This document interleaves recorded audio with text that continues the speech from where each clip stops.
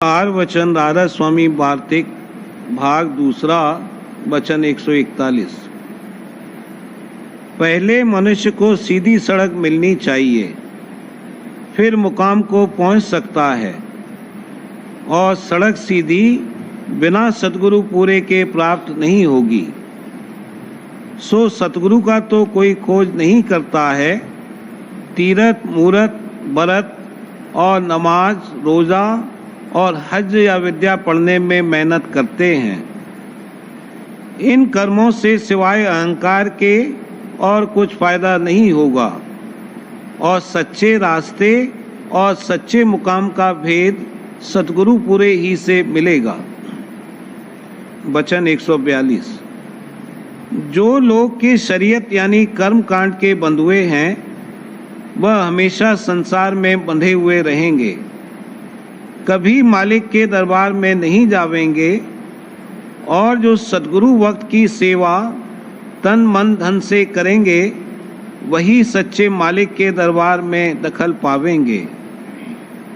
और सद्गुरु आप ही मालिक हैं। जो उनकी सेवा है वह मालिक की सेवा है।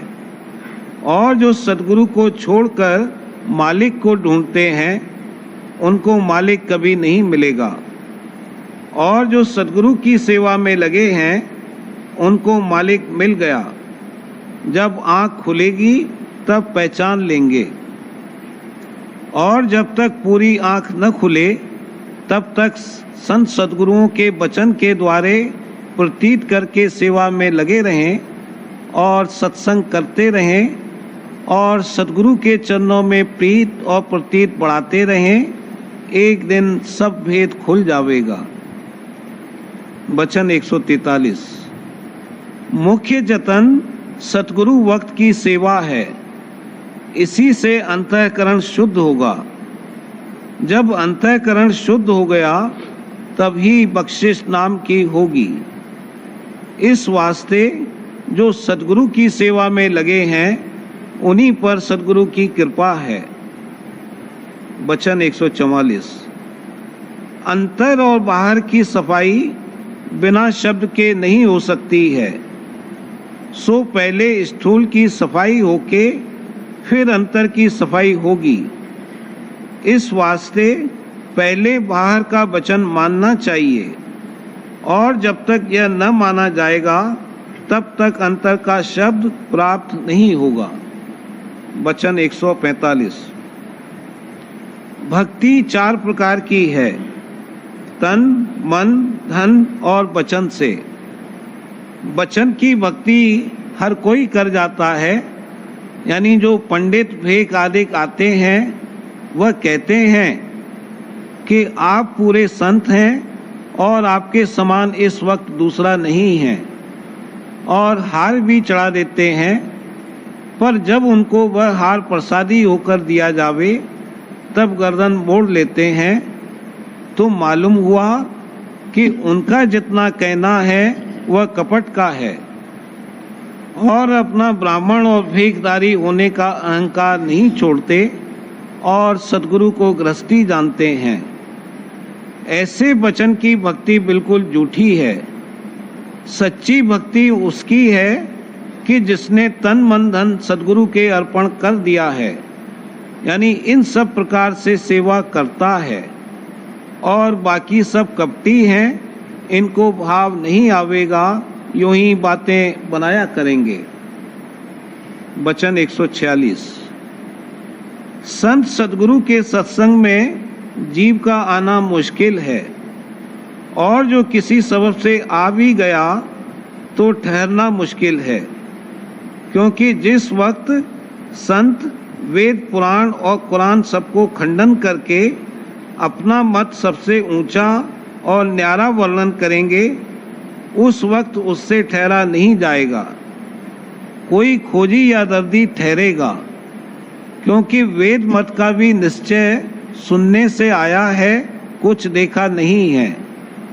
पंडित और ब्राह्मणों के कहने से प्रतीत करी है। इसी तरह संत वचन की भी प्रतीत करके जिस मुकाम को संत कहते हैं मान लेना चाहिए। पर यह बात खोजी से बनेगी, टेकी नहीं मानेगा। प्रेम पत्र राधा स्वामी, चौथा भाग, प्रकार 29वां। ये देश पाप और पुण्य और मेहनत और मशक्कत और जन्म मरण का है। जो कोई इससे बचना चाहे उसको मुनासिब है कि घट का भेद और जुगत चलने की दरियाफ्त करके अपने अंतर में चले, तो एक दिन निःकर्म होकर अमर देश में पहुंचकर परम आनंद को प्राप्त होगा कि जहां किसी तरह का कष्ट और क्लेश और जन्म मरण का दुख नहीं है।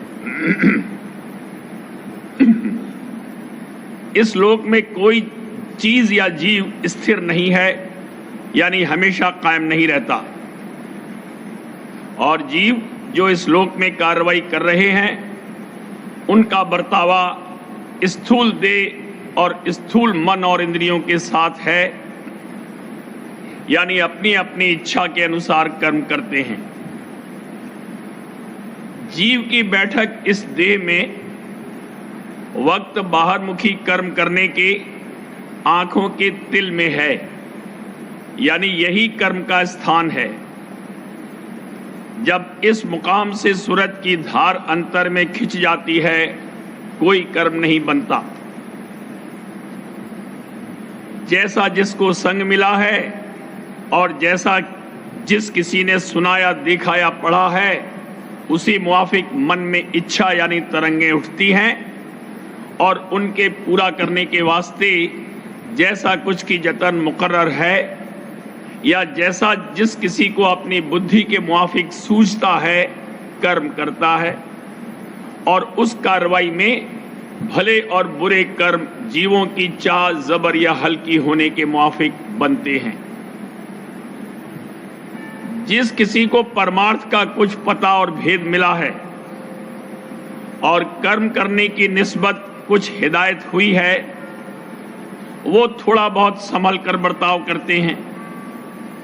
और बाकी जीव अपने मन की चाह पूरी करने के निमित्त जैसी कार्रवाई जरूर समझें, बेतकल्लुफ और बेखौफ करते हैं और दूसरे के नफे और नुकसान और आराम और तकलीफ का कुछ सोच और विचार नहीं करते।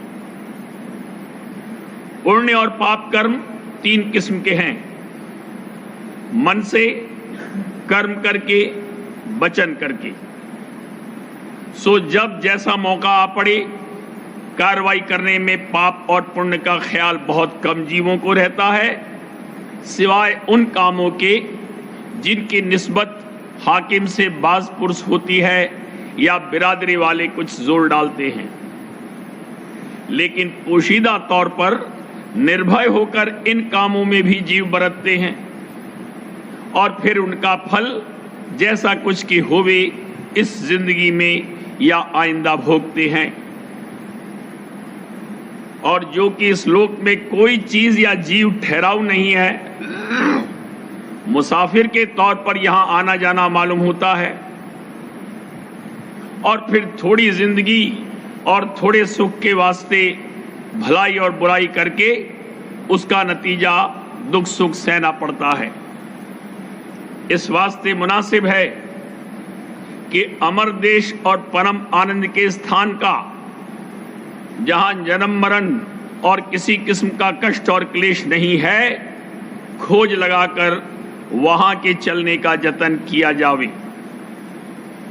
जो ये जतन नहीं किया जावेगा तो देहियों के साथ दुख सुख का भोग और जन्म मरण का चक्कर नहीं छूटेगा, क्योंकि संतों के वचन के मुआफिक ये देश माया का है और सूरत इस देश में बिना माया के गिलाफों के, जिनको देही कहते हैं, नहीं रह सकती और ये गिलाफ हमेशा बदलते रहते हैं। यानी जब एक गिलाफ पुराना हो जाता है तब सूरत उसको छोड़कर उसी लोक में या किसी दूसरे लोक में दूसरा गिलाफ धारण करती है। इस तरह जन्म मरण बराबर जारी रहता है और हर देही में अगले पिछले और हाल के कर्मों के मुआफिक सुख दुख भोगना पड़ता है। ऐसा अमर देश कि जो महासुख और परम आनंद का भंडार है और जहां कष्ट और क्लेश किसी किस्म का नहीं है, निर्मल चैतन्य देश जो कुल मालिक का धाम है कहलाता है।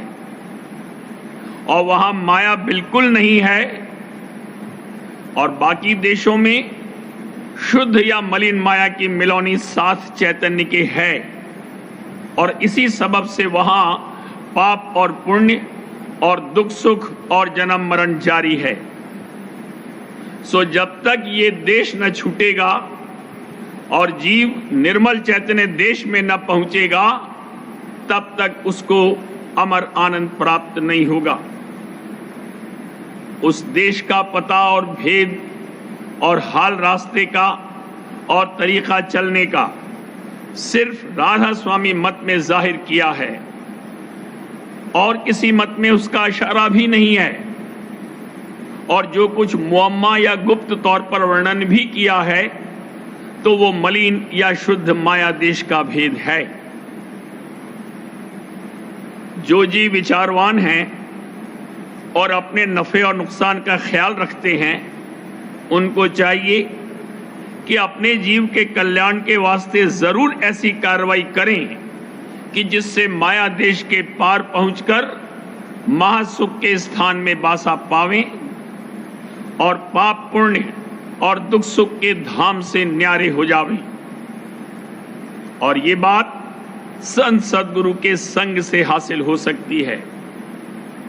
इस वास्ते पहले खोज संत सद्गुरु या उनकी संगत का लगाना चाहिए और जब वे भाग से मिल जावें तो शौक और दीनता के साथ उनका सत्संग करें और सूरज शब्द मार्ग का उपदेश लेकर अभ्यास शुरू कर दें।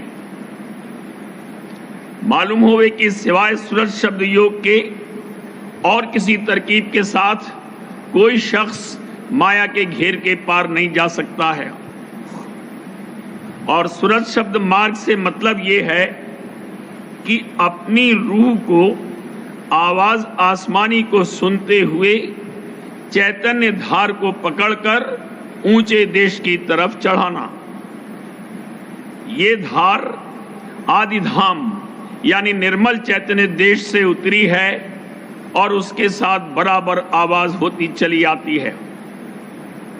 सो उस आवाज का भेद लेकर तवज्जह के साथ सुनना और उसी के वसीले से सूरत को उस मुकाम की तरफ जहां से कि आवाज आती है चढ़ाना सूरत शब्द योग कहलाता है। इस वक्त में इस अभ्यास का तरीका बहुत आसानी के साथ राधा स्वामी मत में जारी है। सो जो कोई अपना सच्चा उद्धार चाहे वो राधा स्वामी संगत में शामिल होकर इस अभ्यास की सहज तौर पर कमाई कर सकता है और कुल मालिक राधा स्वामी दयाल और संत सद्गुरु की सच्चे मन से शरण लेकर अपना काम बहुत आसानी के साथ बना सकता है। सब जीवों पर चाहे औरत होवे या मर्द इस अभ्यास का थोड़ा बहुत करना वास्ते उनके जीव के कल्याण के लाजिम और फर्ज है। बड़ी महिमा इस अभ्यास की ये है कि कुल मालिक राधा स्वामी दयाल और संत सद्गुरु की दया इसके अभ्यासी के संग रहती है और वो दया जब तक कि अभ्यासी को धुर्मुकाम में नहीं पहुंचावेगी उसका संग नहीं छोड़ेगी, चाहे ये काम 2, 3 या 4 जन्म में बने। हर जन्म में नरदेह मिलेगी और संत सद्गुरु और उनका सत्संग भी मिलेगा और जहां तक एक जन्म में अभ्यास किया है वो दूसरे जन्म में फुर आवेगा और उसके आगे कमाई बनती चली जाएगी जब तक कि धुर स्थान में नहीं पहुंचेगा। इस वास्ते जो जीव की कुल मालिक राधा स्वामी दयाल की शरण लेकर इस अभ्यास में लगे हैं वही बड़भागी हैं और उन्हीं का एक दिन सच्चा उद्धार हो जाएगा। और बाकी सब जीव चाहे जिस मत में होवें, माया के देश में रहकर नीचे ऊंचे स्थान या जोनों में बासा पाकर सुख दुख कम या ज्यादा भोगते रहेंगे और उनका जन्म मरण का चक्कर चाहे सबेर होवे या अबेर जारी रहेगा।